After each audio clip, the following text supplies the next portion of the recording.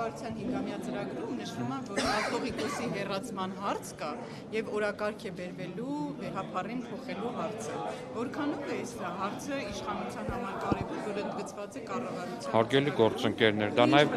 դա նաեւ մեր նախընտրական ծրագրում է եղել եւ քաղաքացիները դրա մասին իմացել են, մեր ընդդիմադիր գործընկերները դրա շուրջ իրենց քաղաքական խոսույթն են ձևավորել, այսինքն ընդդիմանալով դրան եւ քաղաքացիները քաղաքացիական պայմանագիր կուսակցությանը տվել են մեծամասնություն խորհրդանում նաեւ դա իրագործելու համար։ Պարոն Ալեքսանյան, ներողություն, ծրագրից մեկ մեջ բերում անեմ, ծրագրում նշվում է, որ եկեղեցու բարենորակման անհրաժեշտությունը ներկայացում է որպես հոգևոր անվտանգության ապահովման եւ արտաքին ուժերի կողմից հայաստանյան առաքելական Սուրբ եկեղեցին հիբրիդային պայքարի հենակետ դարձնելու փորձերը բացառելու մասին է խոսվում։ Կխնդրեմ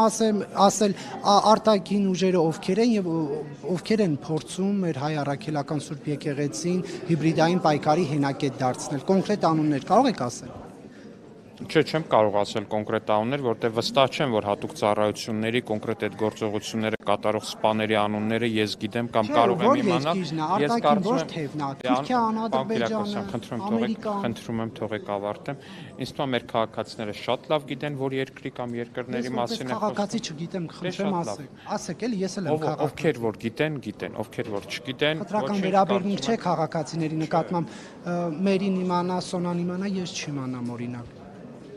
Դե կարծում եմ ձեր գործընկերները կկիսվեն ձեր հետ այդ տեղեկատվությամբ։ Գործընկերս չի բերել կառավարության ծրագիրը, ձեր քաղաքական թիմն է բերել եւ վստահ եմ դուք էլ կողմ եք քվեարկելու։ Հիմա կխնդրեմ ասել արտաքին որ ուժերն են փորձում մեր եկեղեցին։ Ինձ թվում է բոլորը գիտեն ձեր հարցի պատասխանը։ Ես չգիտեմ, կխնդրեմ ասել։ Շատ լավ, բոլորը գիտեն ձեր հարցի պատասխանը եւ բոլորը շատ լավ հասկանում են, թե ես ինչու չեմ շատ ուղիղ պատասխանում ձեր հարցին։ Հիմնավորումը Եզրաս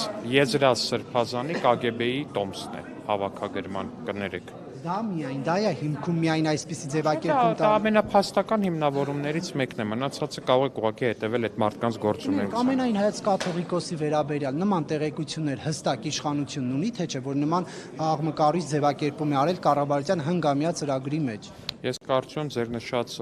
անձի նույն ինքը Կտրիշ Ներսյանի գործողությունները տեսնելով կարելի է հստակ հանգել են եզրակացությանը, որ դա առավել քան ճշմարիտ է։ Եվ ապացույցները ինչն են, այն որ ինքը չի ուզում Փաշինյանը լինել իշխանության, ձեր քաղաքական թիմին չի սիրում, դա է միայն հիմքում։ Չէ, միայն դա չի ակնհայտ։ Խնդրեմ հիմքեր ներկայացնել։ Ինձ թվում է առաջիկայում կներկայացնենք եւ շատ ավելի մանրամասն։ Ժամանակ կներկայացնի, պարոն վարչապետ։ Չեմ կասկածում, որ դրա մասին հարցեր կհնչեն վարչապետին ընդդիմադիր գործընկերների կողմից եւ վստահ եմ, որ այդ հարցերը կստանան շատ սպառիչ պատասխաններ։ Շնորհակալ։